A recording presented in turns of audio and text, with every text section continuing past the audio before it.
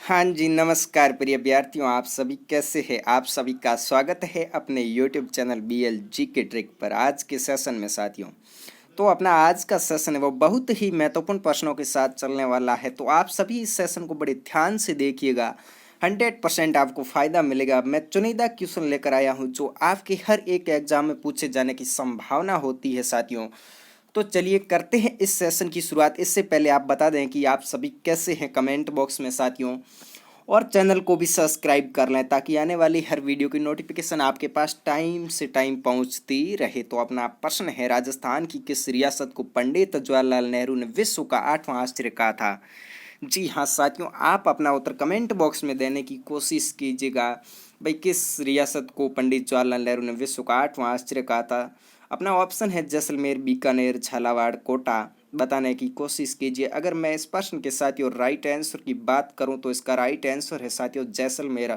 अपना option number A है वो इस प्रश्न का बिल्कुल साथियों राइट आंसर है। क्या भाई, ऑप्शन नंबर ए।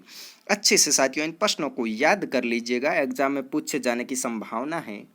तो अपना दूसरा क्वेश्चन ये रहा, मेवाड़ पुकार 21 सूत्री मांग पत्र का संबंध किससे था। जी हाँ साथियों, मेवाड़ पुकार है जो 21 सूत्री मांग पत्र था उसका संबंध किससे है। अपना ऑप्शन है मोतीलाल तेजावत, ऑप्शन है माणिक्यलाल वर्मा, ऑप्शन है विजय सिंह पथिक, ऑप्शन है साधु सीताराम दास।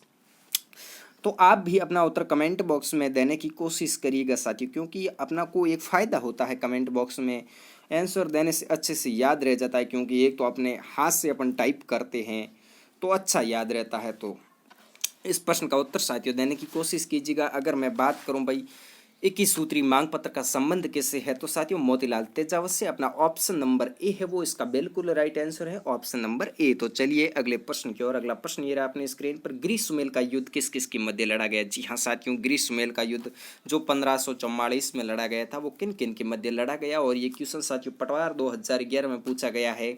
शायद इसके बाद एक और भर्ती में भी पूछा गया है, वो मुझे अभी कन्फर्म याद नहीं है। ग्रीष्ममेल का युद्ध किस किस के मध्य लड़ा गया, बताने की कोशिश कीजिए। लड़ा तो भाई 1544 में गया। कब? 1544 में। अपना ऑप्शन है मालदेव व हुमायूं के मध्य, ऑप्शन है इब्राहिम लोदी व बाबर के मध्य, ऑप्शन है राव कल्याणमल व शेरशाह के मध्य, ऑप्शन है मालदेव व शेरशाह सूरी के मध्य।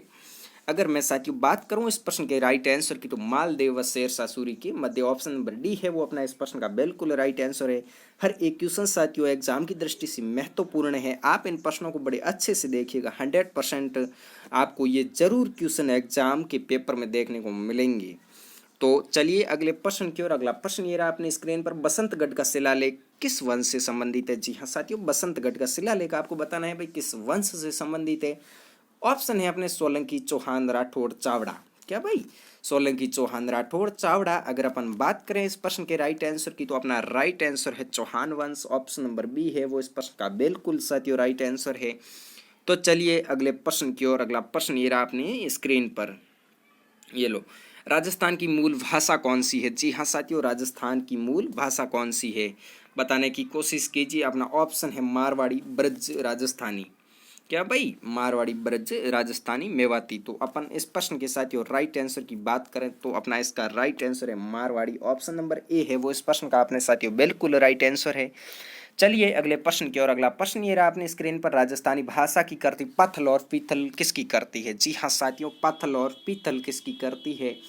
ये साथियों क्वेश्चन है जो कई बार पूछा गया है और अभी भी ये क्वेश्चन चलता है, पूछा जाता है हर भर्ती में साथियों।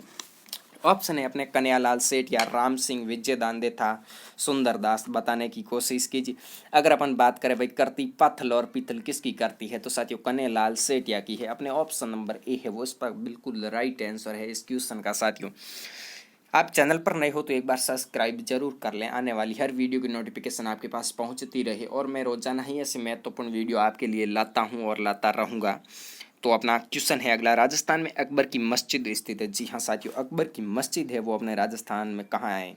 ऑप्शन है कोटा, आमेर, सांभर, जोधपुर। बताने की कोशिश कीजिए। अगर अपन बात करें भाई अकबर की मस्जिद की, तो साथियों आमेर में है, ऑप्शन नंबर बी है वो इसका बिल्कुल राइट आंसर है। तो चलिए अगले प्रश्न की ओर। अगला प्रश्न ये रहा अपनी स्क्रीन पर, राजस्थान की किस जिले में एकलिंग जी का मंदिर स्थित है।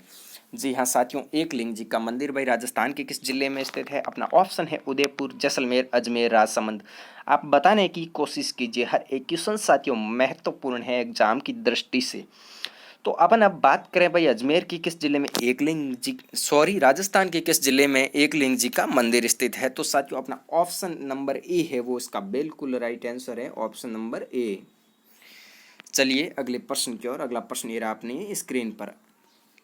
आहार सभ्यता के लोग किस खाद्य पदार्थ से अच्छी प्रकार परिचित थे? जी हाँ साथियों, आहार सभ्यता के लोग भाई किस खाद्य पदार्थ से एकदम अच्छी तरह से परिचित थे?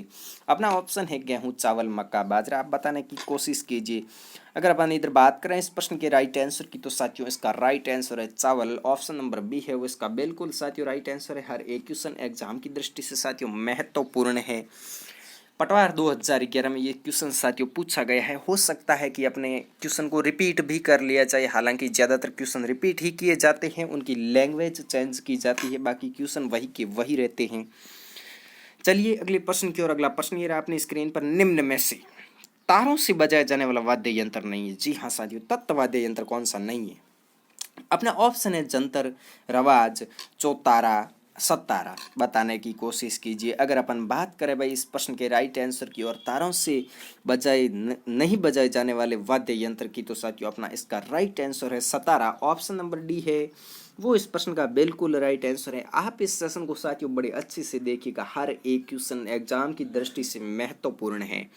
चलिए अगले प्रश्न की ओर। अगला प्रश्न ये रहा अपनी स्क्रीन पर। चिड़ावा का गांधी किसे कहा गया? जी हाँ साथियों, चिड़ावा का गांधी किसे कहा गया? अपना ऑप्शन है सरदार हरलाल सिंह, ऑप्शन है सेठ घनश्याम दास, ऑप्शन है मास्टर प्यारेलाल गुप्ता, अपना ऑप्शन है राधा कृष्ण बोहरा। बताने की कोशिश कीजिए। अगर अपन बात करें इस प्रश्न के राइट आंसर की, तो अपना राइट आंसर है मास्टर प्यारेलाल गुप्ता, जो कि ऑप्शन नंबर सी है वो इसका बिल्कुल राइट आंसर है। तो चलिए चलते हैं अगले प्रश्न की ओर। अगला प्रश्न ये रहा अपनी स्क्रीन पर। मरुस्थल का प्रवेश द्वार किस शहर को कहा जाता है? जी हाँ साथियों, मरुस्थल का प्रवेश द्वार किस शहर को कहा जाता है? ये क्वेश्चन भी अपने पटवार 2011 में पूछा गया है, तो आप अब बताने की कोशिश कीजिए। अपने ऑप्शन है जोधपुर, जयपुर, बीकानेर, जैसलमेर। ज़्यादा सोचने की साथियों ज़रूरत नहीं है, एक मतलब राजस्थान जियोग्राफी का सामान्य सा क्वेश्चन है साथियों। अगर अपन बात करें इसके राइट आंसर की, तो इसका राइट आंसर है ऑप्शन नंबर ए जोधपुर है, जिसको मरुस्थल का प्रवेश द्वार कहा जाता है। तो चलिए अगले प्रश्न की ओर। अगला प्रश्न ये रहा अपनी स्क्रीन पर। राजस्थान का निम्न में से कौन सा क्षेत्र अत्यधिक नम है?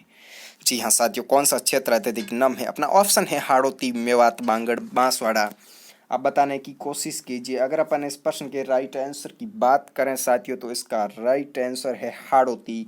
ऑप्शन नंबर ए है वो इस प्रश्न का बिल्कुल राइट आंसर है। तो चलिए अगले प्रश्न की ओर। अपना अगला प्रश्न ये रहा अपनी स्क्रीन पर। मुख्य सचिव की नियुक्ति कौन करता है? जी हाँ साथियों, मुख्य सचिव की नियुक्ति कौन करता है?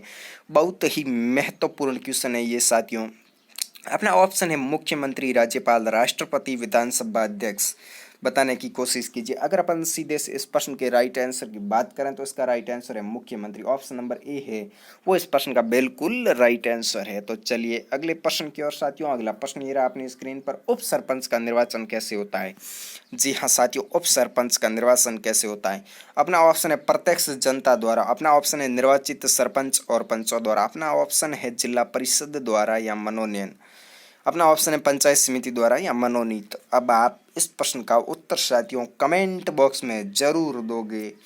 अपना इस प्रश्न का उत्तर साथियों आपको कमेंट बॉक्स में देना है। अगर अपन इस प्रश्न की राइट आंसर की बात करें, तो इसका राइट आंसर है निर्वाचित सरपंच एवं पंचों द्वारा चयनित। तो साथियों अपने गांव की सामान्य जानकारी तो अपने पास साथियों होनी ही चाहिए। तो ऑल द बेस्ट साथियों, आप सभी ने इस सेशन को बड़े अच्छे से देखा, आपका दिल से धन्यवाद। खुश रहिए, मस्त रहिए, हंसते रहिएगा। मिलते हैं इसी जोश के साथ अगले सेशन में।